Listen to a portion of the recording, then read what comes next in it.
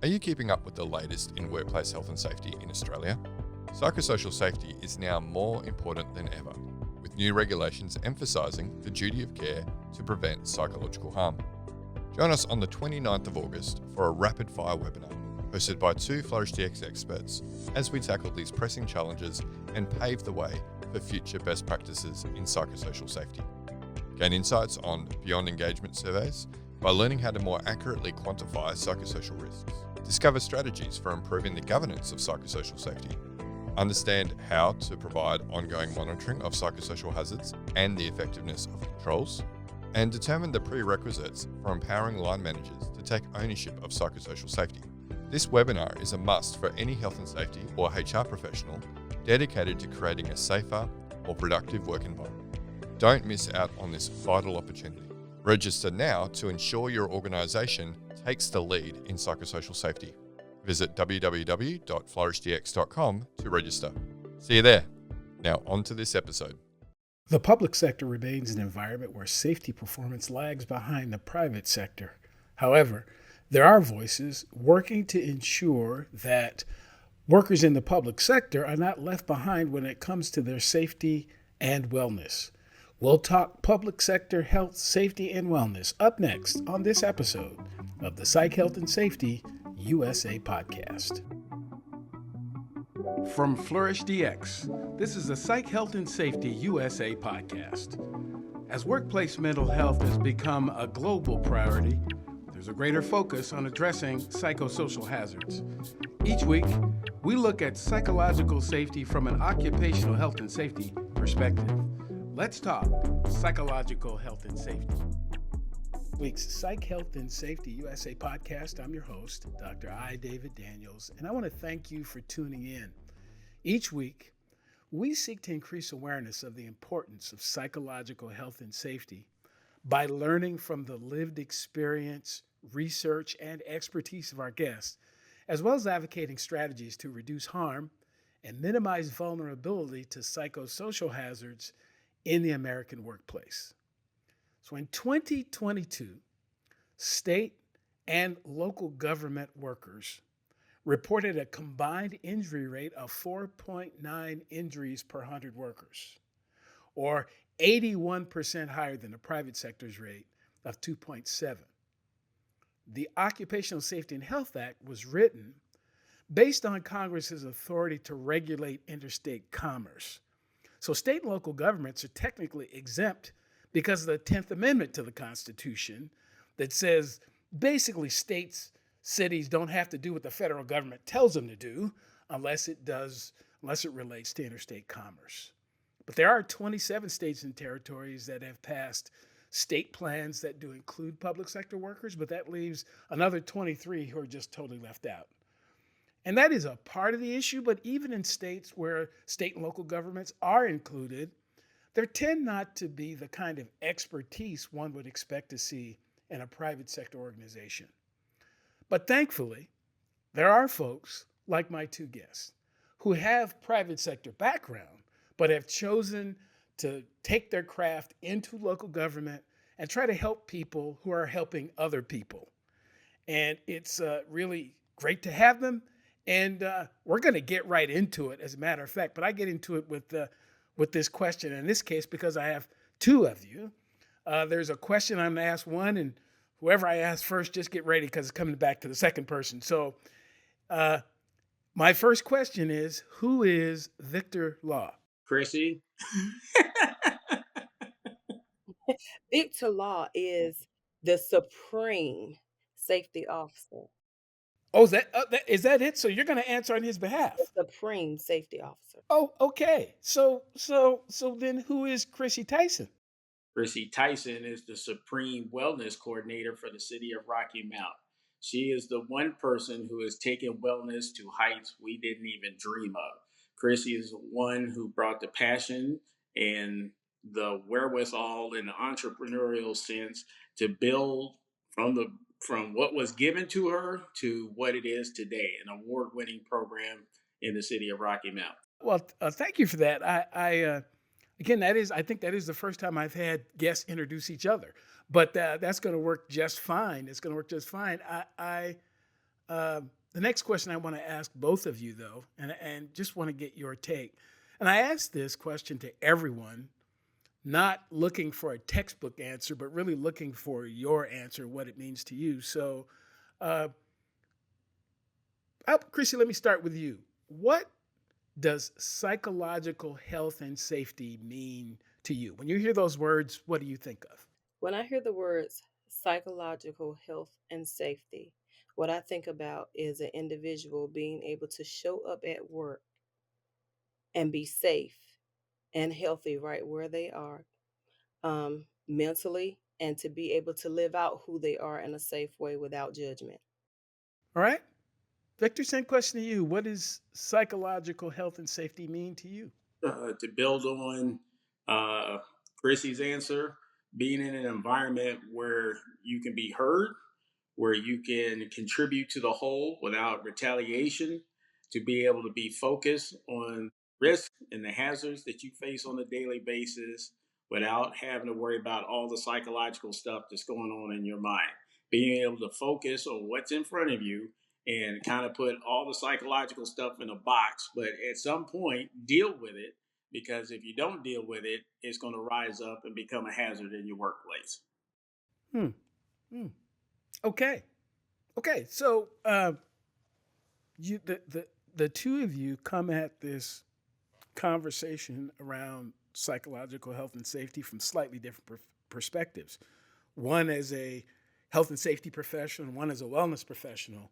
And these are certainly related, but slightly different kinds of disciplines. So, Victor, I don't know if this started. When I think about occupational health and safety in general, it wasn't something I knew about when I was a kid. I mean, I wanted to be a crossing guard when I was in the third grade, and that's really all I knew about safety. So, how did you become interested in health and safety as a profession? I kind of got voluntold into the position. At my last private sector job, our HR manager was doing double duty as HR manager and EHS manager. Well, her strong suit and what she went to school for was human resources. So her weak spot, her blind spot, was health and safety. So as a result, we worked for a ginormous corporation, and we were falling short on a lot of safety initiatives. And she went to the plant manager and said, "Look, I can't do both." So, well, I'm sorry, that's what the job entails. It's like, look, if it comes down to doing payroll or doing safety training, I'm gonna run and hide behind payroll, and I'm gonna stretch it out as long as I can. I really don't have a passion for safety. I don't want to do safety. Can we find someone else? Plant manager said, we don't have it in the budget to find someone else. Well, can we pick someone that we already have on staff? He said, who'd you have in mind? And my name came up. Understand, this conversation is taking place 2 doors away from me. And my plant manager has one of those loud, booming voices. So I heard note for note, word for word, what's about to go down.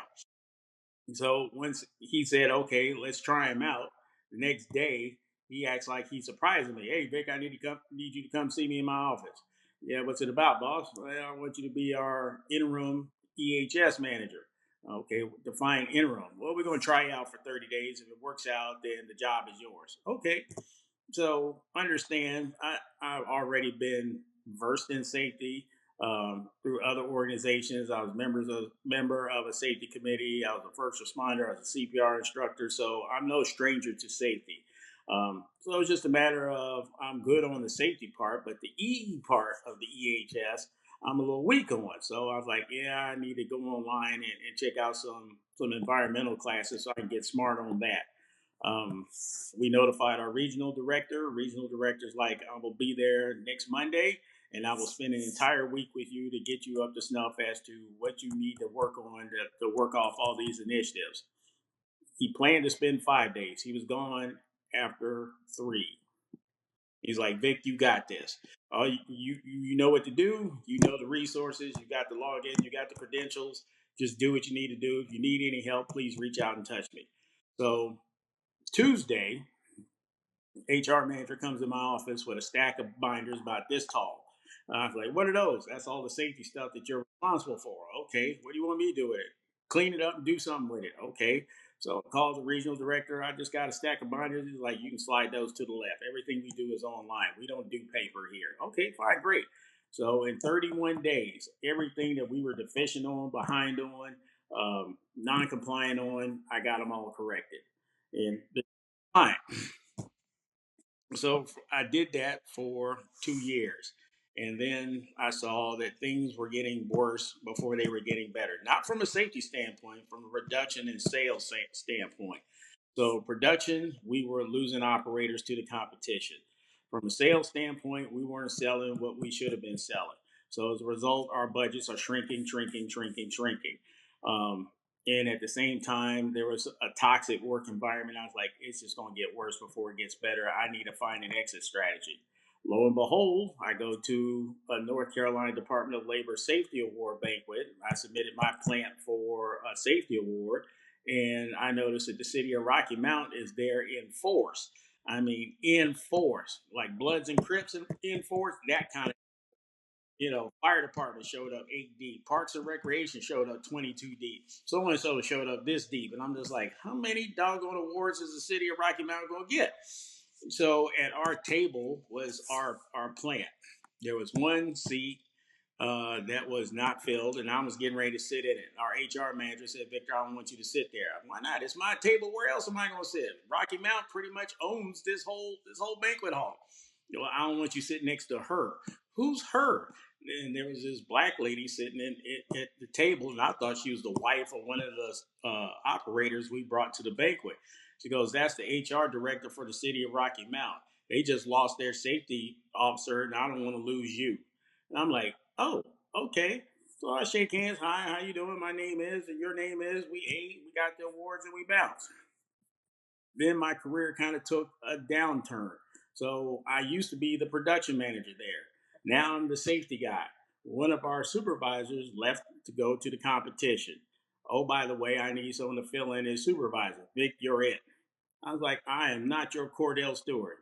I didn't ask you what you are. I need you to fill in. So I'm pulling 12-hour shifts as supervisor and doing safety stuff. I was like, something's got to give. I went online, looked up City of Rocky Mount careers, safety specialist. The posting was still there. It should have came down a month ago. And I just, filled out the application, looked up who Elaine Henderson was, who was the HR director at that time, got her email, tapped out a cover letter. Hey, we met at the safety award banquet.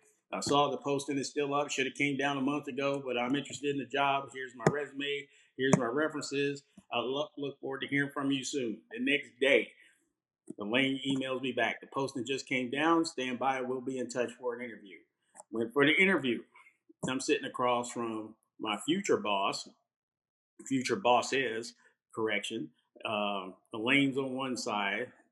Deputy fire chief, risk manager at the time, who's now my current boss, police captain, and the city nurse. That was the interview panel. And I just brought the smoke. Basically, I want this job, and this is what I can do for you. Okay, get the job. And then what I noticed was there's certain key questions I should have asked.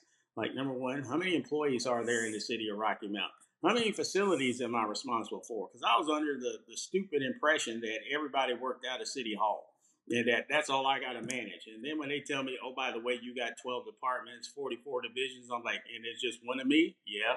And why did the last guy leave? He retired. You need to call him back. We need help.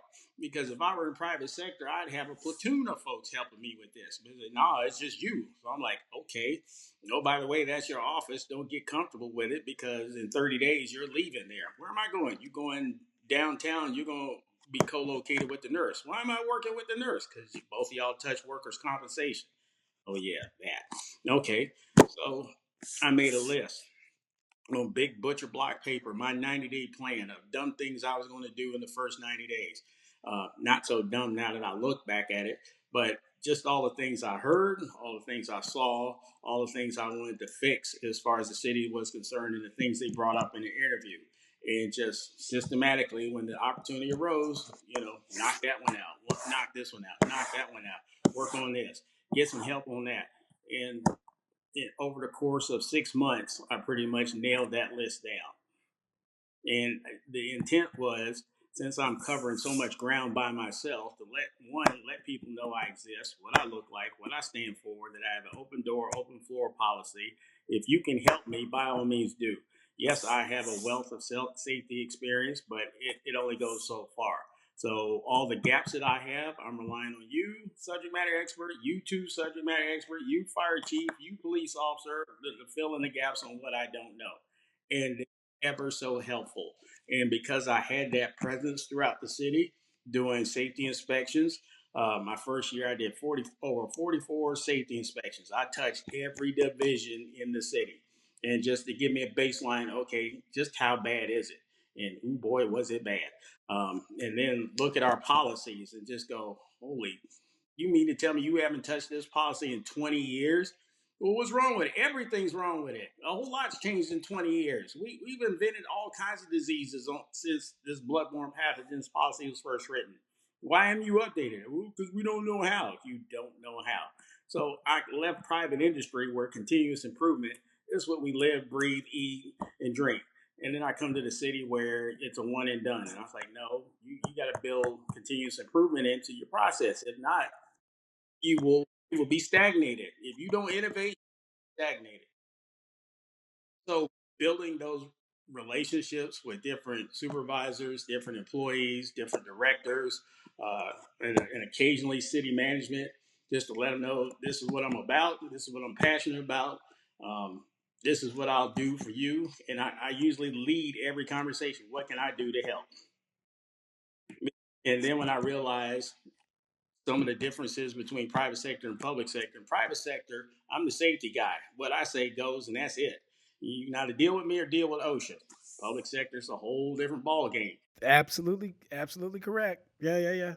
Absolutely correct. It is a So I don't have the authority to write people up because I found them on the top step of a ladder. I don't have the authority to reprimand somebody for committing what I would consider an OSHA violation. All I can do is let the employee know, let the supervisor know, back off. I'm a consultant. So it's a hard pill for me to swallow. So 5.5 years into the game, I'm at a point now where people rely on me, people trust me, people know I know where the bodies are buried, and I can help them get what they need as far as safety, occupational health, and other stuff. so let's take a shift to talk a little bit about how wellness fits into this discussion. So, Chrissy, tell me a little bit about how you got interested in the concept of worker wellness. So my wellness journey began. I started working for one of the local gyms in that same area. Um, I did that for 13 years, and I started to run my own wellness group fit business. And so as I ran group fitness, of course, I became more holistic aware of what wellness was. First, it was physical. Um, a lot of women began to join my group, and they caught my attention first with realizing that there were so many people that were suffering. And I began to speak to them even in the beginning of my class. And then I began to contract with the city as well.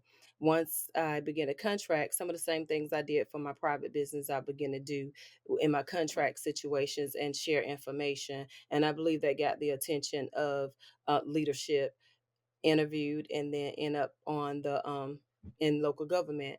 Being in local government, I learned that it's going to be a lot of research because wellness is new to local governments as well as a lot of private sectors, and is a lot of push because there are, unlike Victor's job, there are not a lot of laws that we can put in place for everything that should be wellness, and people still struggle to try to figure out what that looks like.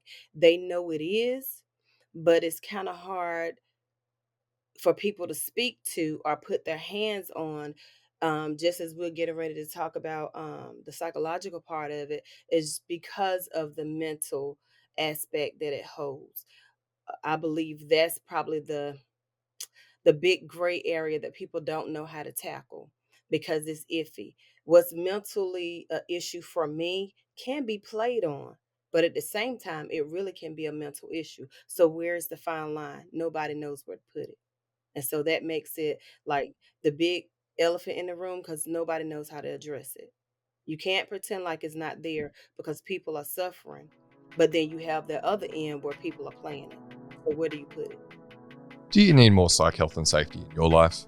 Then head over to the Flourish DX Academy for several free on-demand e-learning courses. If you're an internal professional, follow Flourish DX on Eventbrite to register for any of our free fortnightly interactive webinars. Our flagship professional practice program is also exclusively available for internal professionals. The 12-week course blends theory, applied practice, and interaction with other professionals through live lectures and a monthly community of practice session. Find out more about all these learning opportunities or inquire about a bespoke in-house training at the Flourish DX Academy. www.45003.org. Now back to this episode. I find it interesting that a lot of what government does at the local, state, and federal level is compliance driven. So if they're the only driver for some people is, well, what's the law say? And what are the and then if there's not a law, then what does the policy say? If there's not a policy, so what does the past practice say? As opposed to being considerate of the fact that we tend to have human beings in our governments. These are just humans that we, pulled off the street, hired, recruited, however we got them there, but they're human beings. And why should we not pay attention to what's going to be helpful to this human being so this human being can do a good job? But that's, unfortunately, that's not necessarily what happens. And in the absence of the compliance conversation and the absence of the profit margin or the profit issue, because local government, state government, they aren't there to make money. They're there to create an environment so money can be made, but that's not their job to necessarily make money. A lot of things that local governments do, it's because people could make money doing it. But again, this whole compliance kind of, issue, but then we also end up when people only seek compliance, you get that statistic like I talked about earlier, that the injury rates are 80% higher than the private sector. And you're actually spending more money anyway, because you're dealing with it on the back end. You're dealing with it in workers' comp. You're dealing with it in people not showing up for work or people not being as effective as they could and should be when they do show up for work. So Chrissy, because you cracked the door on it. So what are your thoughts about how the psychological and physical piece come together when you talk about wellness? I mean, you said that you certainly had some conversations in this area. Where do you see them kind of coming together?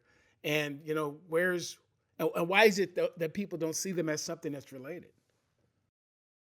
I can't say that I don't think people don't see them as something related. I really think they do see it as something related. Again, I think it's just that they don't know where to put it, where to house it. And you said it perfectly. When there is not a policy, there is not a place you can go to and say that this should happen. I can't put a stamp on it to say, well, you should go from step 1 to step 5, because it is really a situation where it's kind of tailor made, so to speak. So I will speak to one thing that I noticed, that I saw that was being operated when I first came in. There was something written that said that all employees get a 30-minute exercise. My question was, does wellness mean I have to have a 30-minute exercise? I might need a 30-minute nap. I might need a 30-minute meditation. So how can you define what wellness is for me? It's not all physical. What does that person need? That's where you start with wellness, because everybody won't need the same thing. So it's kind of hard, again, to put even that mental aspect to just say, well, we're going to give all the employees meditation this morning and it's going to cure all the problems. That's not going to work. It might work for maybe 2 out of 10. So nobody knows where to start. And just because they can't put their hands on it, then let's just act like it's not there. And let's let people go to counseling or call their EAP. Let's let them handle it that way. The end. And they're still the issue's still not resolved. Because time and time again, I'm sure Victor can attest to it, if they're not showing up mentally to work because there are some things going on that are not psychologically safe, and let's not forget, that doesn't mean it's at work. um, you can be psychologically unsafe at home, and it comes with the person to work. But whatever it is that draws your 100% being there can cause you to have issues that are unsafe on the job because you're not totally present, you're not totally focused. I'll use myself as an example. I usually am up walking 5:30 in the morning, but if my mind is somewhere else, I have left out of the house and locked the door just that quick. I don't have my keys. I was not totally present when I got ready to walk out the door. My mind was somewhere else. So what happens on the job? Those were just keys that I left in the house and I locked myself out. But suppose you have men and women working heavy equipment for that day, and just a minute, their mind shifts on whatever is going on. They're not present on the job. What kind of havoc could that cause? And I'm sure Victor, he probably could speak to that because he gets the, workman's compensation in. But like, what things could have happened that could have been avoided if that employee could have been 100% at work, if they didn't have all of what was going on their mind. Now, and we do know we have to be realistic. You said we're humans. It's going to happen. We're going to have other things across our mind throughout the day. But it doesn't have to be something that's really pressing. Do we give the employees that opportunity where really I can debrief? I think sometimes, and I have the state background as well, being in the classroom. What I would remind people is we don't know what this kid came to school with. We assume you don't have your pencil here and you need your pencil and your paper. And that really could have been an older sibling taking care of the brothers and sisters, making sure they had their clothes and breakfast for that morning. And here we are ranting about pencil on a piece of paper. Same thing with the employees. What did they have to deal with before they got to work that was already unsafe before we present them with more things that are not safe? Yeah, and again, to your to your point, the discussion around psychological safety tends to be based on the Dr. Amy Edmondson concept. She's the one who got most famous talking about it, but it's that idea where you can come to work and bring your whole self and not have to worry about how people are going to treat you in the environment. But here's the challenge with that. And I believe in the concept 100%. I believe it's really important. But when you tell people to bring their whole self, that means sometimes things come with them that you might not want there. But you said bring your whole self. So that means I got to bring my trauma. That means I have to bring the fact that my grandmother has cancer. I got to bring the fact that I'm getting ready to get evicted, or that my car broke down, or all that stuff comes with me. So I'm of the opinion these days that we should be honest about bring which parts of you to work, because you can't deal with everything. You're not set up to deal with everything, because most of these businesses, whether they be, private sector businesses, local governments, nonprofits, they weren't built to be able to handle everything. But organizations aren't honest about, you know, we can do this. Outside here, we're just not ready for it. We'll work with you, but we can't be all things to all people. And Victor, I want to, roll over and talk to you. But when people are not emotionally in the game, sometimes that results in them backing into something, breaking something, slipping and falling. Um, so talk about how, what you've seen in terms of maybe even in some of your investigations. Are you seeing situations where people's lack of attention is really contributing to the injury? We had an incident last year. An employee was electrocuted. They were troubleshooting a line that was going to a new home in a new development. They dug the hole, found where the break in the wire was. Supervisor told the crew, nobody moves until I go to that junction box, which was within eyesight, to turn off the power, and then we will start work. No sooner the employee spun, the supervisor spun on his heel, new apprentice lineman jumped in the hole, came in contact with the broken wire, and was electrocuted. Good news is he's living, and he told the tale. But that one instant where he, one, disobeyed a direct order, two, did something that was outside the scope of his work because as an apprentice lineman, you are not to work on any live wires whatsoever.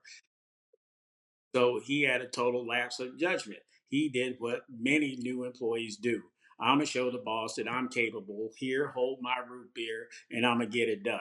And lo and behold, bad things happen just that quick. Now, there was something you mentioned earlier that doctor said about bring your whole self to work, and that we are ill-equipped to deal with it. When you say we, I would caveat that and say some are not equipped to deal with it. That good leadership, not likership, good leadership can address these issues. If you treat your people the way you treat your family, the ones that you like, and you get in their face and you care about them and ask them, how's your day? Are you ready to operate? Because this is what we got going on. We got this, we got this, we got this, we got this. How do you feel about that? And I know it's soft, bushy stuff. It goes against the grain of the toxic male syndrome that I'm in charge, you work for me, and I point and grunt and you execute. But if you are a true leader and you care about the people who are under your span of control, you can deal with this. You can put informal programs, never mind formal programs, informal programs in place to address whatever ails your employees. I'll give you a key example. In the United States Army, we're stationed overseas, far, far away from the continental U.S. We have deployments that happen when they happen. We have families. We have a family support group whose only function in life is to band together and take care of one another while their service members out on deployment. Service members, we are one big tight tribe. If one of us is hurting, we are all hurting. We will stop what we're doing and address that hurt and get everybody up to the same level so we can operate to be the most efficient machine we can be. That is what's missing in civilian sector. And at my level, as a production supervisor, production manager, and safety officer, I try to instill that same small unit leadership no matter where I go. That if you don't take care of the people will not take care of you. It is quite that simple. Because at the end of the day, the people linchpin the system. Without the people, nothing moves. We don't have robots doing this. This is not a fully automated system. We rely on a person to do this job. Take care of that person and stand up for them and create that psychologically safe environment where if they got something on their mind that they can share with the group without any retaliation, without any judgment, and the group will solve it together. Whether you mentioned mom's in the hospital with cancer. Okay, let's see if we know somebody or can put you in touch with someone that can help you with that. Right, right, right. No, I have to agree with you. I'm pretty convinced that, first of all, there are psychosocial hazards everywhere. There are things that people are going to look at and they're going to feel some kind of way about that thing. And there is no way to write a policy, to do enough training. There's just no way to create a system that's going to be absolutely perfect for every single human being. That's just not doable. But on the other hand, even though it's not perfect for everybody, the system can certainly adjust to people. That's the idea. So again, Victor, back to your point, bring your whole self.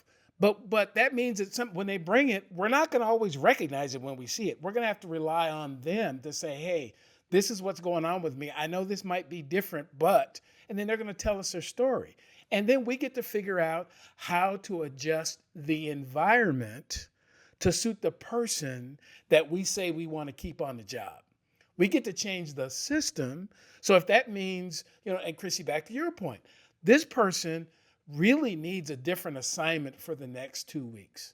They really do.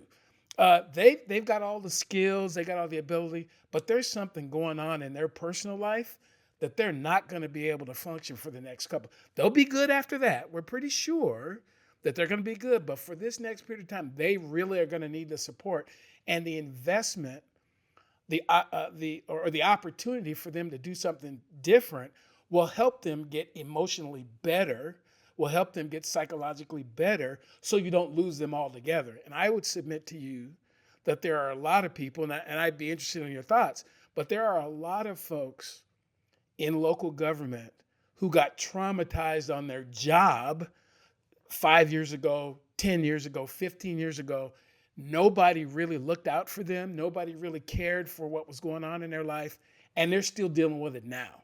They're not the, they never really got over it. So now they've got all these other issues going on because that thing wasn't dealt with. So am I off base, Chrissy? What do you think? You're right on. You're right on. And I think a lot of entities don't realize that brings about a lot of distrust, and it makes it so hard. Victor hit on it when he said building relationships. That's the first thing I had to do going in, because they're not as trusting. Once you build that relationship and you gain their trust, you can move forward. But going in, you'll find out there's a lot of mistrust, like you said, because of past traumas or wherever they were employed before, whatever's going on. And just because they hear that you get ready to walk in, we turning and going the other way, just because they don't trust.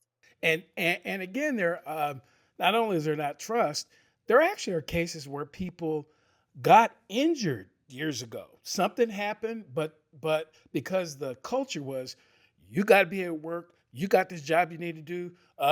Don't show weakness, all that. And this is a thing that is particular to males, but females as well.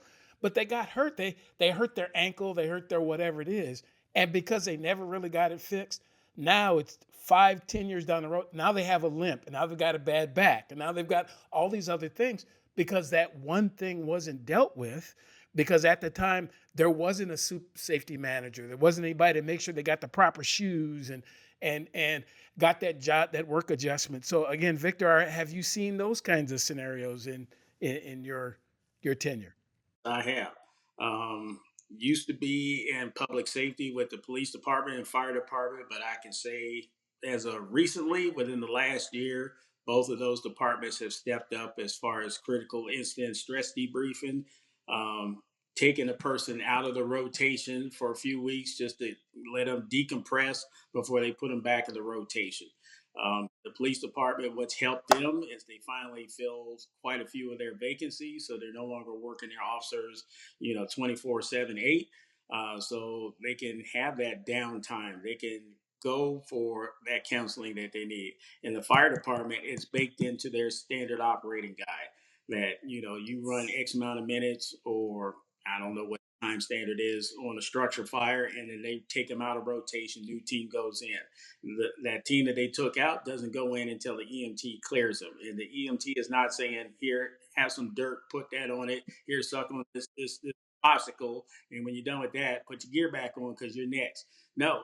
Once they check them out and they make sure that they're ready to operate and operate at full capacity, then they go back into rotation. If not, they'll notify the battalion chief, a firefighter so-and-so is out. And they make do with whatever's left. And if that means we have to call on another fire station to backfill those vacancies, so be it. But we're not going to put someone in harm's way just because we have a job to do. So those are two shining examples of how two departments have realized if we keep doing what we're doing, we're going to keep getting what we're getting, which is rising injuries, rising workers' compensation costs, time away from the job because they're unable to do the job, or time on restriction, not being able to do the job at full duty. And they realize something's got to change. We've got to do better. Now, other departments, slowly but surely, this is government. We move slow. The departments are realizing the value of what those two departments have finally mastered. I have to counsel leadership that the days of putting dirt on it and putting them back in the rotation are done. Imagine that were you, and you got slam dunked into the dirt, and now I tell you to put some dirt on it and get back underneath the center. And oh, by the way, Pittsburgh brought all their starting lineup, so deal with it. No, no, sit this one out. We'll find another way to get this done, even if it means we pick this up tomorrow. Because stop work is our friend. Stop work is our friend. Rather than continue down this path, we don't have enough resources to get the job done. Just stop work. The work will still be there. Or call in support, whatever it takes to get the job done, but it doesn't mean we put employees in harm's way. Um, so I've seen a couple of those incidences over my tenure with the city, but it is getting better. Yeah, I This is actually very encouraging. I mean, so as both your stories started, they sounded very familiar.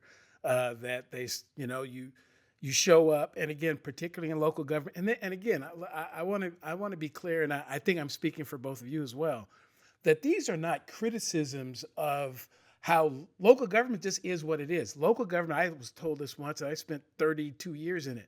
Local government moves slow for a reason.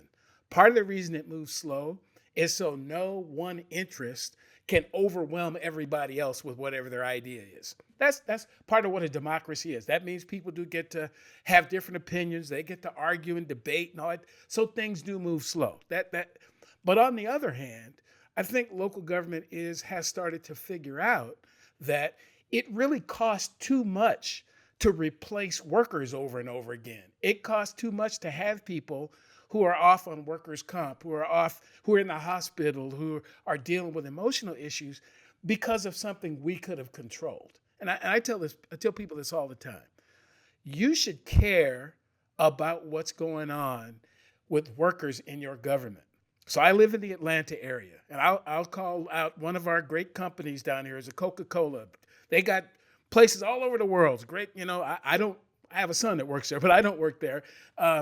Great company, I think, but they can't pass along the cost of an injured worker to me if I don't buy into their products. And I don't drink Coca-Cola. I don't drink many sodas really at all. I'm not saying they're a bad company. It's not something I do a lot. I drink some of their water, but again, what I'm saying is, I have a choice as to whether or not I want to buy there. If someone in the city where I live gets injured, in the county or the state or a federal employee gets injured, I can't opt out of that. I got to pay for it. And it shows up in my taxes, shows up in my service level. So this is why people should pay attention. If you're wondering why your government costs so much, it's probably because you're not taking care of the human beings. And not all those human beings, Chrissy, I don't think all those human beings are always well. I don't think. I think they're doing their best, but some of them have been damaged emotionally, physically. They're not as fit as they could be because nobody gave them the opportunity. Just work, work, work, work, work. And now they're not as effective as they could be. And Victor, I think some of these folks actually, again, do have underlying injuries and physical conditions, but people tell them to come to work, and they don't get them addressed. So as we start to close, if you were going to give some advice to another local government out there who's hearing that, wow, I guess we could probably do a little bit better, and don't give it all. I'm gonna want to have you all give them your contact information so they can reach out to you directly. But what's some advice you could give local governments that want to have more well employees? What are just a couple of things, Chrissy, they could do? I would say, first of all, take a step back. Don't ignore what's in plain sight. Look at how you are not taking care of your employees. And sometimes we even need to begin to be a little bit more personal to just say, if this was my husband, my wife, my child, does this look like the working environment I would want them in? Once you take that in consideration, because we are more personable with who we live with, who we love on every day when we go home, when you look at it from that standpoint, then from there, you just gonna have to create strategies of how to do better. Start from the 8 dimensions of wellness, and from there, figure out how to add on. But start somewhere. I think the worst thing ever is to see a thing and know it and not do anything about it. Start. You might make a mistake along the way, go back, start the process over, take some things out, put some things in, but at least you're starting, you're trying. But to do nothing is not good. Victor, a local government wants to have a stronger safety culture and be better at safety. What's a couple of things they could do? Start with the foundation. One, look at the policies at both the city level, the department level, and the division level. That is your foundation. That is your blueprint for how things should flow. I address the gaps between what is missing from those standards or those policies in the OSHA standard. All you want to do is bring them up to the OSHA standard. If they want to go above and beyond and be world class and best in practice, that's great. But I just want you up to the 70% standard. And then from there, build upon that with another layer of inspections. We inspect what we expect. If you expect this piece of equipment to work, then inspect it to make sure it's fully functional. If it's not, we don't use it. We will find something else or we will stop work. Next thing is taking care of our people. That means daily addressing not only safety, but operations quality. At least those three.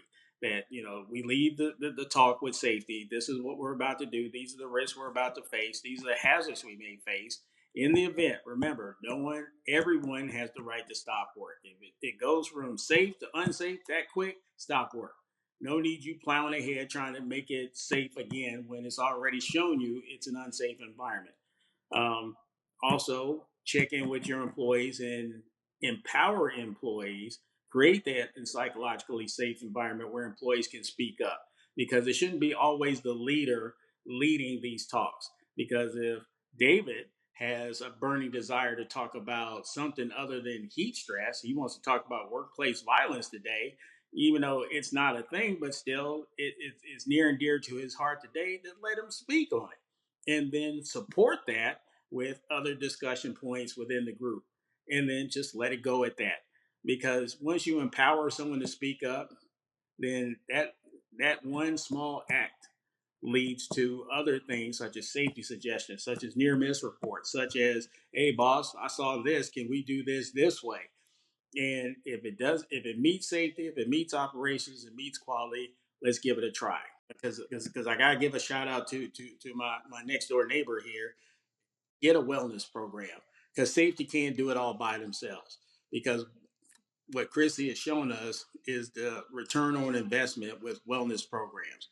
We now have the data to show that through our health map process, that we're slowly trending downward for our comorbidities. We're also showing that employees are getting more involved, not because of the prizes she gives out, they're getting more involved because word of mouth advertising is taking over where Chrissy can't, where folks are actually talking. Hey, I had a good time at the lunch and learn today. I learned how to make chicken. I went to the financial wellness thing, and did you know that your 401k ain't what it should be? And this, this, and all these other pillars that she's touching on. That the word of mouth advertising and the wellness champions, between those two groups, it is slow. It's a slow burn, but it's slowly migrating outwards, which is good because that makes her job easier. Because it ain't but one of her, it ain't but one of me. Can't be everywhere all the time, every place. So it I encourage cities, and this is something that local government does. It also vexes me that they won't try something new unless another municipality of like size and density has already done it. Well, looks like there's some examples out there that people can follow. They don't have to necessarily start from scratch. So let me let me thank both. I want to thank both of you for your contributions. I get lots of people that are in private sector kinds of occupations, but I will always have a heart for the public sector. First of all, because it changed my life. It did. There is no question. It changed my life. It changed the life of everybody who's related to me. The opportunity to be able to spend 3 decades in the public sector was important to me. And I want to, every time I get the opportunity to give something back or to have some conversations with folks from the public sector, I just really enjoy doing it. And it's good to hear, as I said, that, this is becoming more normal. Even in the case of your city, it started off like they weren't really sure what it was, but over the course of time, they're figuring it out and are getting better.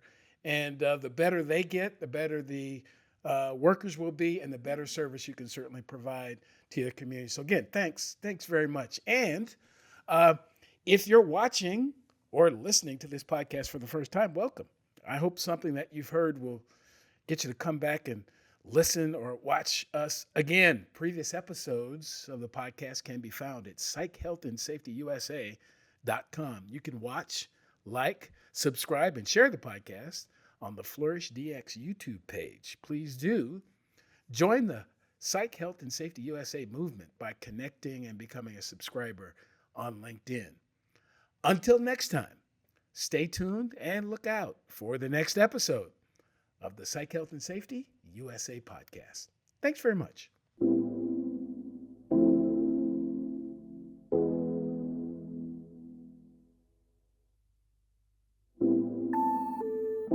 Tune in each week for new episodes of the Psych Health and Safety USA podcast.